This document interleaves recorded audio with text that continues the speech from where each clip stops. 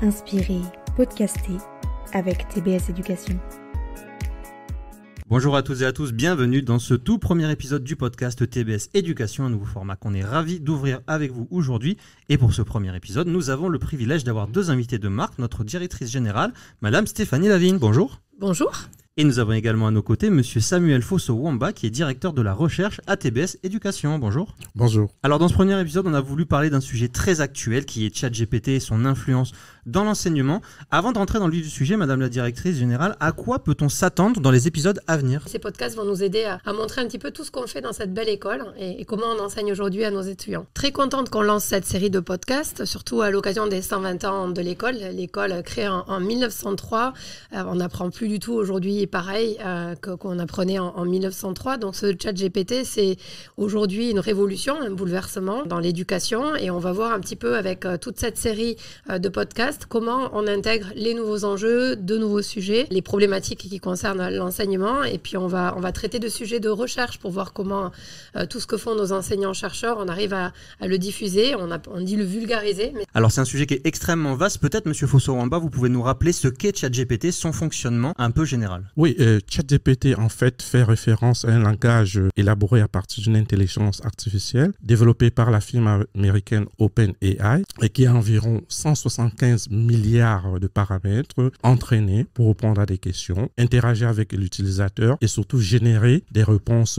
cohérentes sur la base d'un simple prompt. Il y a une question qui se pose, on va aborder toutes les facettes de ChatGPT, mais est-ce qu'il y a des dangers et surtout les impacts dans l'enseignement ? Effectivement, lorsque on regarde les impacts de ChatGPT au niveau de l'enseignement, on peut en fait la considérer comme un exemple de destruction créatrice selon la théorie de Schumpeter. Ça veut dire tout simplement que ChatGPT a le potentiel de détruire certaines des compétences traditionnelles de l'enseignement, mais aussi représenter en fait un potentiel important d'innovation pédagogique. Au niveau des dangers, par exemple, si on regarde son utilisation, ceci peut conduire par exemple à une dépendance excessive des apprenants sur l'outil pour avoir les réponses, ce qui, en moyen terme, peut détruire leur capacité à rechercher de l'information et aussi avoir un esprit critique. Et il faut aussi s'attendre à ce que les réponses générées par ChatGPT ne sont pas toujours cohérentes ou correctes. Par moments, elles peuvent être même trompeuses. Il est arrivé des cas où on a eu des résultats qui faisaient référence à des revues qui n'existent pas. Il faut aussi se rendre compte que son utilisation peut générer des réponses qui vont être basées sur des biais qui existent dans les données utilisées pour entraîner l'algorithme, notamment en ce qui concerne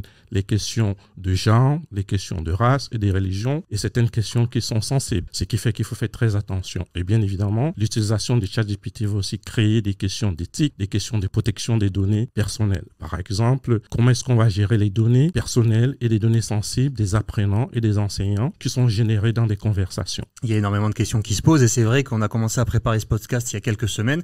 On est déjà presque une étape plus loin. Il y a un moratoire qui a été demandé par de nombreux experts, dont Elon Musk. Énormément d'exemples qui se développent chaque jour et c'est un sujet qu'on pourrait traiter presque toutes les semaines. Oui, c'est vrai. Et d'autres aussi, par contre, vont dire que ça serait une mauvaise idée de demander cet arrêt pour réfléchir aux conséquences de l'IA. Moi, je pense plutôt que toute innovation technologique peut avoir des conséquences positives et négatives. Ça dépend de comment on va accompagner, par exemple, nos apprenants à utiliser ces outils. Par exemple, préciser à nos apprenants que ChatGPT, en fait, c'est un outil qui est conçu sur une large base textuelle pour répondre à des questions. Donc, en fait, ça ne représente pas un danger en tant que tel parce que ChatGPT n'a pas de conscience, n'a pas de mémoire émotionnelle et donc ne peut pas agir de façon autonome comme un individu. C'est intéressant ce que vous dites, il n'a pas de conscience. C'est peut-être là le risque principal et la crainte de nombreuses personnes qu'il développe une conscience et un libre arbitre, mais on y reviendra. Je me tourne vers vous, Madame la directrice générale.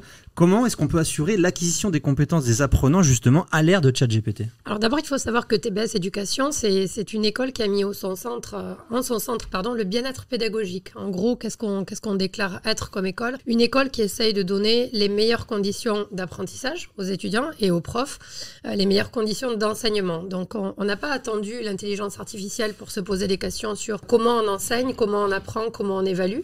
On a une équipe pédagogique qui est composée de beaucoup d'ingénieurs pédagogiques qui accompagnent nos profs et en fait on ne diabolise pas au niveau de TBS Éducation l'intelligence artificielle. Et si on reprend les mots de Bill Gates qui dit « Nous ne sommes qu'au début de l'ère de l'intelligence artificielle ».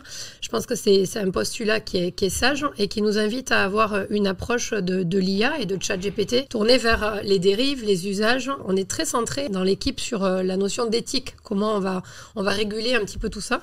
De la même manière que quand les calculatrices sont arrivées, les profs de maths se demandaient si les étudiants, les apprenants sauraient toujours faire du calcul mental. Bon, aujourd'hui, on utilise tous bien plus qu'une calculatrice. Donc cet outil ChatGPT, il nous oblige, il nous interpelle à peut-être s'interroger sur la façon dont on va évaluer le travail qui sera produit par nos apprenants. Aujourd'hui, les étudiants qui candidatent dans beaucoup d'institutions, ils doivent faire des lettres de motivation.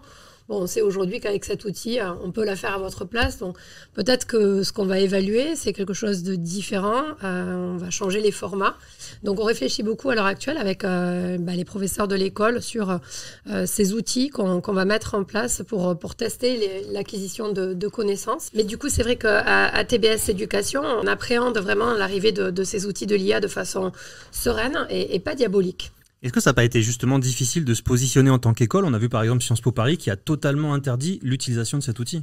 Il est vrai que certaines institutions ont pris le pas très rapidement par rapport à cet outil. Nous, on a préféré avoir une approche plus, on va dire, alors, je ne sais pas si le terme modéré est correct, mais on a beaucoup travaillé, on brainstorm, on a fait des groupes de travail, on se renseigne pas mal, on regarde ce qui est fait à l'étranger aussi parce qu'il y a des pratiques qui sont intéressantes et qui nous viennent du monde entier. TBS Éducation ne va pas traiter à elle seule le sujet ChatGPT, donc on discute beaucoup, on échange avec la communauté et on est parti plutôt sur une approche qui était de ne pas interdire, mais plutôt d'apprendre à nos apprenants, à nos étudiants, comment ils vont devoir utiliser cette technologie parce qu'ils vont vivre avec. Donc on est plutôt sur cette posture-là. Un peu dans la même veine justement, Monsieur Fosso-Wamba, quelle est selon vous la meilleure approche pour sensibiliser les apprenants sur les limites de ces outils, mais aussi apprendre à les utiliser? Oui, et ça c'est très important parce que nous pensons que l'aspect pédagogique doit être ancré sur un aspect d'apprentissage et un aspect d'expérimentation. Ça veut dire que nos enseignants doivent être capables d'abord de dire à nos apprenants que l'outil en tant que tel ne peut pas donner toutes les réponses à les questions. Si on pense par exemple à la base de données de ChatGPT, la dernière fois qu'elle a été mise à jour, c'était en novembre 2021. Ça fait déjà 18 mois. Donc si on demande à l'outil des informations sur des événements récents, il ne faut pas s'attendre à avoir des réponses par exemple. Il faut aussi expliquer aux apprenants que ChatGPT n'a pas accès direct à Internet. Donc, ne peut pas aller sur le web pour pouvoir collecter des informations en temps réel pour fournir les réponses. Il faut aussi leur parler des limites, par exemple, en termes de nombre de caractères qu'on peut mettre dans un prompt. Donc, toutes ces fonctionnalités de base doivent être capables d'être expliquées à nos apprenants. Mais aussi, il faudrait qu'on leur montre à travers des exemples concrets que ChatGPT peut arriver à donner donc des réponses contradictoires. Et alors, on peut donner ces exemples aux apprenants. Ils vont arriver à des résultats qui sont contradictoires et on peut leur demander de valider ces réponses à travers d'autres sources complémentaires. Donc, on utilise donc comme un outil qui va augmenter leur enseignement essentiellement.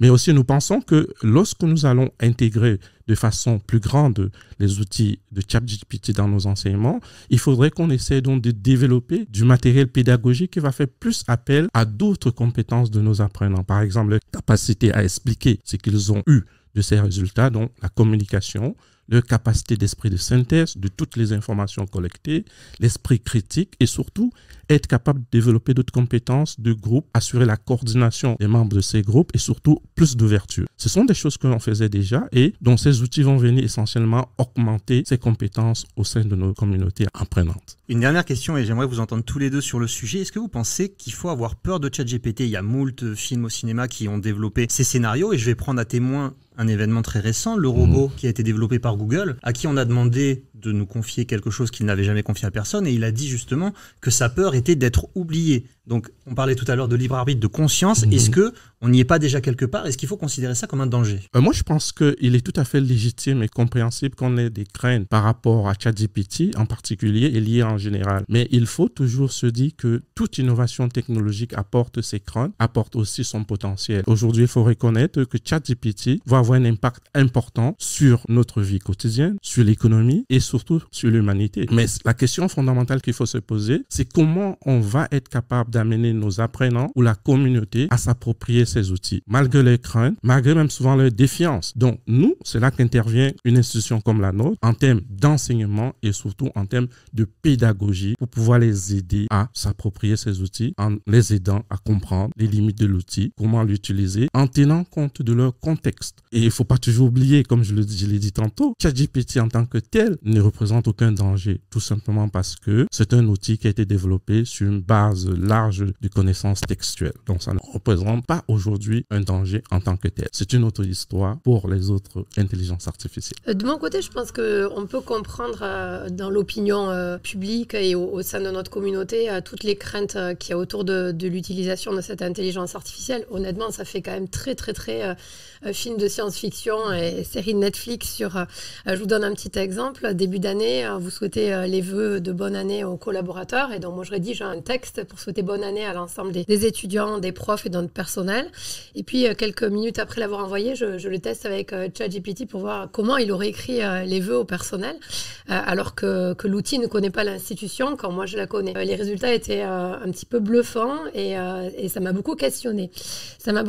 Et en même temps, ça dit quelque chose de profondément clair. Il y a peut-être certaines fonctions, certaines tâches qu'on va pouvoir confier à de l'intelligence artificielle et d'autres sur lesquelles justement cet outil ne pourra pas faire aussi bien que l'humain. Donc moi je pense qu'il ne faut pas diaboliser cette évolution technologique. Il faut la prendre avec sérieux, regarder tous les impacts qu'elle peut avoir. Il y en a un, on en a beaucoup discuté au sein de TBS qui est clair, c'est sur l'évaluation de nos étudiants.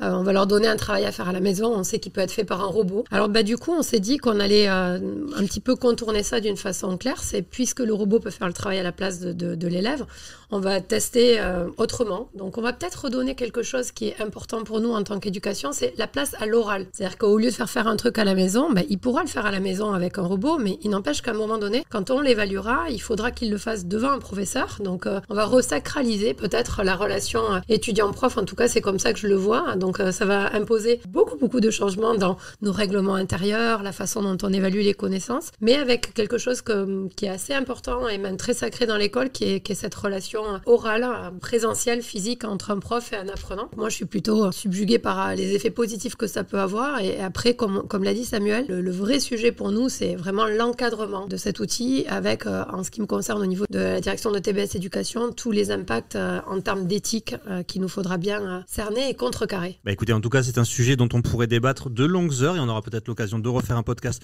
à ce sujet. Merci à tous les deux d'avoir été présents. Madame la directrice, je vous laisse le mot de la fin. Merci beaucoup. L'occasion peut-être d'insister sur le fait que pour ces 120 ans de l'école cette année, qu'on va célébrer, ce format podcast va nous permettre d'aborder plein de sujets fascinants concernant non seulement TBS Éducation, mais également l'enseignement en général. Donc on se donne rendez-vous à travers cette série de podcasts anniversaire. Et merci à vous. N'hésitez pas à nous dire en commentaire ce que vous avez pensé de ce podcast et ce que vous pensez de ce sujet. On se retrouve très vite sur les réseaux sociaux et sur le site de TBS Éducation. Au revoir. Au revoir. Au revoir. Inspirez, podcastez avec TBS Éducation.